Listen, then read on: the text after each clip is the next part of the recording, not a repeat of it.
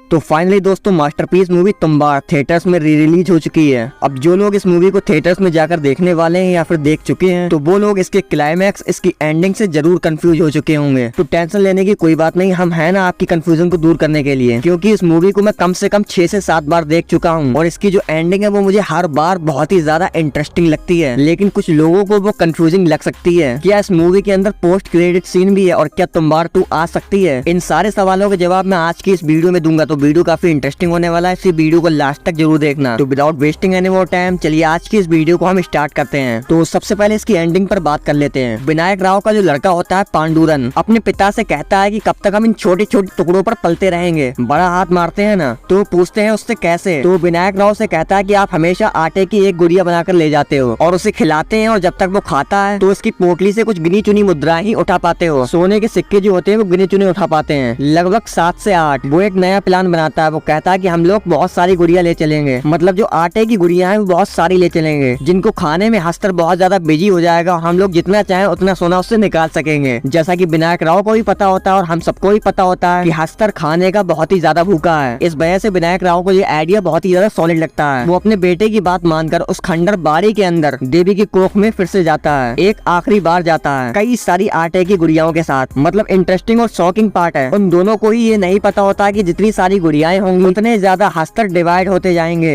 तो दोस्तों जब इस सीन को मैंने पहली बार देखा और मैं इस सीन को जब जब देखता हूँ तब मुझे गूस बम्प्स आते हैं। वो लोग जैसे जैसे डिफरेंट गुड़िया निकालते हैं वैसे ही वैसे हस्तर डिवाइड होते चले जाते हैं। 1 से 2 हस्तर बनते हैं, 3 हस्तर, 4 हस्तर और देखते ही देखते बहुत सारे हस्तर बन जाते हैं और फिर सब इन दोनों को मारने के लिए दौड़ते हैं। तब फिर एक ही रास्ता बचता है कि विनायक राव या तो खुद बच जाए या फिर अपने बेटे पांडुरंग को बचा ले। तभी विनायक राव सैक्रिफाइस करने को सोचता है। वो अपने पूरे शरीर पर गुड़ियों को बांध लेता है, आटे की गुड़ियों को, और गुफा से ऊपर जाने की कोशिश करता है, क्योंकि जिस गुफा से वापस निकलने की कोशिश करता है जिससे सारे के सारे हस्तर उसके पीछे जाते हैं और उसको बार बार खाते हैं, लेकिन वो उस गुफा से बाहर निकल जाता है और सारे हस्तर मर जाते हैं। वो सारे हस्तर कैसे मरे, लोग ये सोचकर काफी ज्यादा कंफ्यूज थे। तो मैं आपको बता दूं, संदूक के अंदर से जो रास्ता होता है गुफा तक जाने का, तो वो संदूक के आसपास आटे से एक गोल चक्कर बना देते हैं जिसे हम लक्ष्मण रेखा के तौर पर जान सकते हैं। जहाँ पर वो आटे का सर्कल बना हुआ होता है, हस्तर उसको क्रॉस नहीं कर सकता। तो सारे हस्तर जैसे ही उसको क्रॉस करते हैं सबके सब मारे जाते हैं। विनायक राव की कंडीशन बहुत ही ज्यादा खराब हो जाती है। वो अपनी दादी की तरह बनने लगता है, मीन्स सदियों सदियों तक अमर हो जाता है, एक राक्षस की तरह जो सदियों तक जिंदा रहेगा मरी जली हालत में, एक ज़ॉम्बी की तरह। अपने बेटे से आखिर में कहता है कि ये ले सोना, तो यही चाहिए था ना। मेकर्स हमें ये बताना चाह रहे थे कि लालच इतनी बुरी बला है। जब तक विनायक राव ने लालच नहीं किया तब तक वो उससे थोड़ा थोड़ा सोना लेता रहा, लेकिन जैसे ही उसने लालच किया उसके साथ ये कांड हो गया। अपने बेटे को यही सिखाता है कि ये ले सोना, तो यही सोना चाहिए था। बेटा सबक सीख चुका होता है, वो अपने पिता से मना कर देता है कि नहीं मुझे नहीं चाहिए और अपने पिता विनायक राव को जला देता है। उसके पिता ने उसे पहले ही गाइड कर रखा होता है कि अगर कभी ऐसा कोई कांड हो जाए तो मुझे जरूर जला देना, वरना मैं एक राक्षस या फिर दैत्य बन जाऊंगा। नाउ अब जो लोगों के क्वेश्चंस और कंफ्यूजन निकल कर आ रहे हैं कि क्या सच में विनायक राव मारा गया और क्या सारे के सारे हस्तर मर गए, तो मैं आपको बता दूं कि हाँ विनायक राव तो मर चुका है, लेकिन हस्तर अभी सारे नहीं मरे। जैसा कि हम देख सकते हैं कि हस्तर का एक नया जन्म हो जाता है। फिर वो अनाज को देखता है, जैसे कि उस आटे की गुड़िया को देखता है। तो अगर उस गुफा के अंदर फिर से कोई आटे की गुड़िया को लेकर उतरेगा तो हस्तर का जन्म होगा। तो अब अगर हम बात करें इसके पार्ट 2 को लेकर या इसके अंदर दिखाए गए पोस्ट क्रेडिट सीन को लेकर, तो इसमें कोई ऐसा तो पोस्ट क्रेडिट सीन नहीं डाला गया, लेकिन एक पोस्ट क्रेडिट सीन हम मान सकते हैं। तो वो ये है कि विनायक राव तो अब मर चुका है, लेकिन पांडुरंग अभी भी जिंदा है और मूवी की भी कोई परफेक्ट एंडिंग नहीं हुई है, क्योंकि आखिर में क्या हुआ ये हमें सही से बताया नहीं गया। तो मेरी थ्योरी के अकॉर्डिंग तुम्बाड़ पार्ट 2 के अंदर वो जो लड़का है पांडुरंग वो फिर से लौटेगा, क्योंकि वो अपने पिता से भी ज्यादा लालची है और ये चीज इनकी पीढ़ी दर पीढ़ी चलती चली आ रही है कि जैसे जैसे इनकी पीढ़ी आगे बढ़ रही है इनका लालच भी बढ़ता जा रहा है। वो फिर से उस गुफा में उतरेगा और हस्तर को फिर से जिंदा करेगा। और दोस्तों जो न्यूज़ेस निकल कर आ रही है, जो रूमर्स निकल कर आ रहे हैं, वो बहुत ही ज्यादा शॉकिंग है। वो ये है कि सुनने में आ रहा है कि तुम्बाड़ 2 के अंदर SRK का रोल होने वाला है। जी हाँ, तुम्बाड़ 2 के अंदर SRK लीड रोल में होंगे। अब ये किस हद तक सच है ये मैं आने वाली वीडियो में आपको बताऊंगा। अगर ये मूवी पसंद आई है तो कमेंट बॉक्स में मूवी के लिए 2 शब्द जरूर लिखना, और वीडियो अगर पसंद आई है तो वीडियो को लाइक कर देना, और चैनल पर पहली बार आए थे तो चैनल को सब्सक्राइब कर देना। हम आपसे मिलेंगे नेक्स्ट वीडियो में नेक्स्ट अपडेट के साथ।